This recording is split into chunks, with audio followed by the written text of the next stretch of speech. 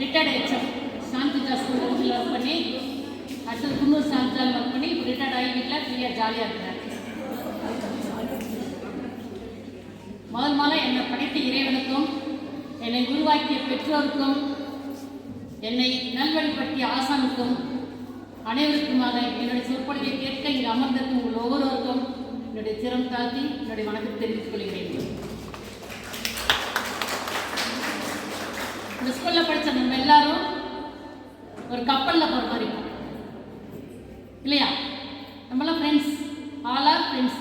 ஏஜோ இல்லை வேறு எதுவுமே நம்ம பிடிக்க முடியாது. நம்ம எல்லாருமே ஒரு ஃப்ரெண்ட்ஸ். எல்லாரும் ஒரு வாட்ஸ்அப் குரூப்பில் ஒன்றா மெம்பராக சேர்ந்துருங்க. டெய்லி ஜாலி தான். வேலை இருந்தாலும் வேலைக்கு மத்தியில் ஒரு சின்ன ஜாலி தான். சரி, இப்போ இங்கே இருக்கக்கூடிய என்னுடைய டீச்சர் நாங்கள் கோயிலில் பார்க்கும்போது ரொம்ப ஆச்சரியப்படுற விஷயம், எப்படி இந்த வயசில் நடந்து கோயிலுக்கு வராங்க.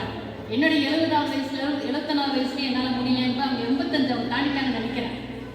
ஆனாலும் இன்னும் கடவுள் நல்ல சுகத்தை கொடுத்து ஆரோக்கியத்தை கொடுத்து நல்ல விதமான ஒரு எல்லா வித வசதிகளை கொடுத்துருக்கனால உண்மையிலே கடவுளுக்கு நம்ம எல்லாரும் கைத்தட்டி நன்றி சொல்லுவோம். நான் அவரிடம் 6ஆம் வகுப்பு 7ஆம் வகுப்பு படித்தேன். அவ்வளோ அன்பான ஒரு ஆசிரியர். அந்த காலத்துலலாம் குச்சி எடுத்தால் தான் வேலையை நடக்குங்கிற மாதிரி சொல்லுவாங்க. ஆனால் அவங்க கையில் ஒரு நாள் குச்சியை பார்த்ததே கிடையாது.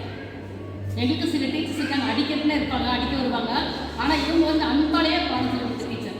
அதனால் மிஸ்டர் நான் படித்த ரொம்ப பெருமைப்படுறேன், ரொம்ப ரொம்ப பெருமை அடைகிறேன். யாராவது எங்கே படிச்சுன்னு கேட்டால் பெருமையாக சொல்கிறேன். கான்வென்ட் ஸ்கூல் இல்லை, சென்ட் மேரிஸ் கான்வென்ட் ஸ்கூல்.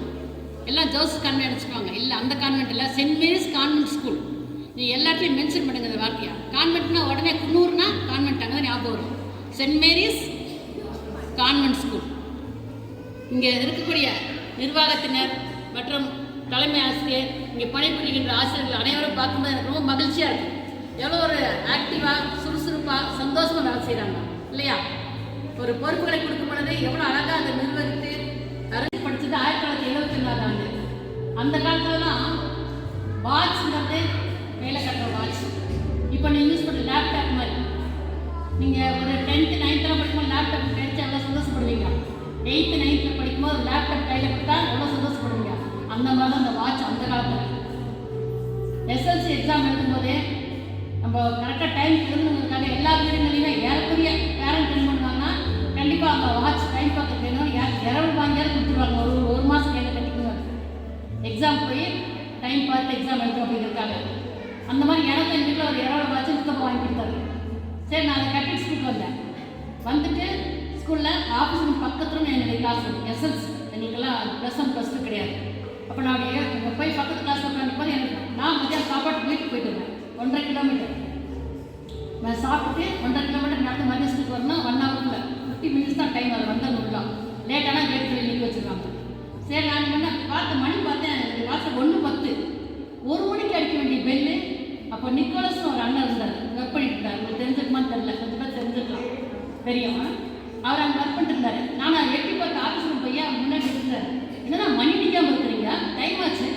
எனக்கு பசி வேறு ரொம்ப, டைம் ஆச்சு, மணி அடிக்காமல் இருக்கிறீங்களா அப்படின்னு அவர் பேசாமல் வந்துட்டார்.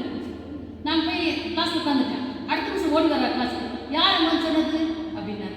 நான் உடனே நான் தானா, ஏன்னா அப்போ கூப்பிட்டாருன்னா சில சமயம் போய் பெல் அடிச்சு வரீங்க. பக்கத்து ரூம் தானே, உடனே போய் ஒரு பெல் அடிமா அப்படி மாதிரி ரொம்ப இஷ்டம் பெல் அடிக்கிறது. ஏன்னா ஹோல் ஸ்கூலுக்கு அனௌன்ஸ் பண்ணுறோம் இல்லையா அப்படின்னு. அதனால நானும் சரி சந்தோஷம் பெல் அடிக்க தானே நான் வெளில வரேன். இல்லை ஆஃபீஸ் கூப்பிட்டா அப்படின்னாரு. சரி, நான் அங்கே போய் நான் என்னென்ன அப்படிங்கிறேன்.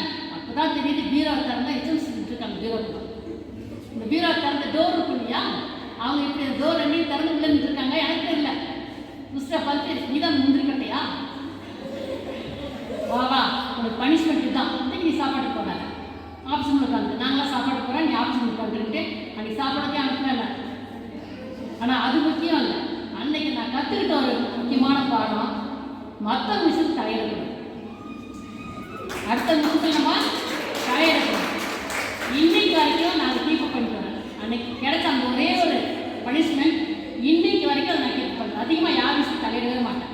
இப்போ நான் சீனியர் பர்சனாக தான் சில வருஷம் என்கிட்ட கன்சல்ட் பண்ணுவாங்க, கேட்பாங்க. அப்போ மட்டும் இன்வால்வ் பண்ண வேண்டிய நிலமை வந்தாலும் பண்ணுவேன். மற்றபடி நான் என் வேலை இல்லை, என்னுடைய வேலையை சின்சியராக இருக்கேன். இது பெரிய அனுபவம். இந்த மாதிரி நிறைய நல்ல குணங்களை வளர்த்த ஒரு ஸ்கூல். நாங்கள் படிக்கிறதுல இறங்கி வந்துருக்கும்போது சிஸ்டர் ஒரு விஷயம் சொன்னாங்க. ஒரு சமயம் ஃபிசிக்ஸ் ஃபிசிக்ஸா கெமிஸ்ட்ரிக்கா யாரும் மாஸ்டர் இல்லைன்னு சொல்லி இங்கே ஒரு ஜென்ஸை போட்டிருக்காங்க வேலைக்கு. ஒரு ஜென்ஸ் வந்திருக்காரு, அவர் ஜீன்ஸ் யூஸ் பண்ணுறவர். அப்போ அந்த ஹெச்எம் சொன்னாங்களாம், தம்பி இங்கே வந்து பிள்ளைங்களாம் படிக்கிற ஸ்கூலு, நீ ஜீன்ஸ் போட்டு வர வேண்டாம் அப்படின்னு சொன்னார். அவர் வந்து இப்போ ஏதாவது ஸ்கூலில் ஹெட் மாஸ்டர் ரிட்டையர்டாக இருப்பார்னு நினைக்கிறேன். கக்குச்சி ஹெச்எம் இப்போ இருக்கிற ஸ்ரீபதி கக்குச்சி ஹெச்எம்மாக ஒர்க் பண்ணிட்டு இருக்காங்க.